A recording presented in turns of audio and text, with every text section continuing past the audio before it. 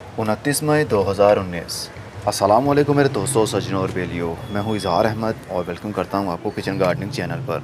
डिफ़िन बाकिया का सीज़न शुरू हो चुका है। गर्मी के दिन जैसे ही आने लगते हैं तो डिफ़िन बाकिया की ग्रोथ भी होने लगती है।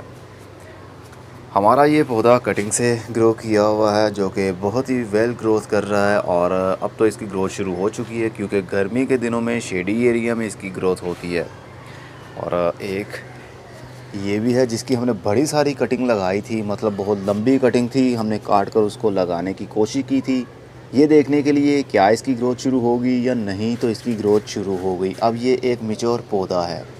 अब ये ख़ुद के अपने पप्स मिट्टी के अंदर से निकाल सकता है और इसका मदर प्लांट ये लगा हुआ है। और अब तो यहाँ से भी एक पप निकल रहा है और जहाँ से हमने इसको काटा था, तो ये देखिए यहाँ से 2 शूट निकले थे। तीसरा ये वाला था। मैंने कहा था कि ये मे भी ग्रोथ करे या ना करे, लेकिन मुझे कोई उम्मीद नहीं लगती कि यहाँ से कोई इसकी शूटिंग सही शुरू हो पाएगी। तो वैसा ही हुआ, सिर्फ 2 ब्रांचेस ही यहाँ से ग्रोथ में आईं। हमारा मदर प्लांट भी अच्छी ग्रोथ कर रहा है और साथ में मिट्टी के अंदर से एक और पप भी निकला है डिफ़िन बाकिया का। और बड़ी सारी जो कटिंग थी वो भी अच्छी अब ग्रोथ कर रही है, नए नए पत्ते खिल रहे हैं। डिफ़िन बाकिया को आपने धूप में नहीं रखना, क्योंकि गर्मी के दिन है और गर्मी के दिनों में पौधों के पत्तों के ऊपर बर्निंग आएगी और इसके किनारे सूख जाएंगे। देन ये पत्ता गल जाएगा और नीचे झुक जाएगा, उसके बाद में ख़त्म। इस पौधे की केयर यही है, गर्मी के दिनों में इसको कंप्लीट शेडी एरिया में ही रखें, लेकिन कंप्लीट ये इंडोर पौधा नहीं है। इसको ब्राइट लाइट चाहिए, सूरज की तेज़ रोशनी चाहिए, ना कि गर्म हवा और गर्म धूप। नवंबर तक इसकी ग्रोथ इसी तरह चलती रहेगी। इसको मैंने प्लास्टिक के गमले के अंदर लगाया हुआ है और इसको ज़्यादा पानी की ज़रूरत भी नहीं होती। अगर इसको ज़्यादा पानी देंगे तो अंदर से इसकी रूट्स गल जाएंगी और इनके पत्तों के एजिस एरिया भी नरम पड़ जाएंगे। आहिस्ता आहिस्ता वो ढीले पड़ जाएंगे और लटक जाएंगे। इसलिए इसको कम पानी दें, जब ऊपर वाला मिट्टी का सरफेस ड्राई हो तभी पानी दें। प्लास्टिक के गमलों के अंदर वैसे भी ये जल्दी ड्राई नहीं होती मिट्टी, तो इनके ऊपर कोई पेस्ट भी अटैक नहीं करता और ना ही कोई बीमारी आती है। ना इनको कोई खाद देने की ज़रूरत है कि इनके पत्तों की शाइनिंग आप बढ़ा पाएँ।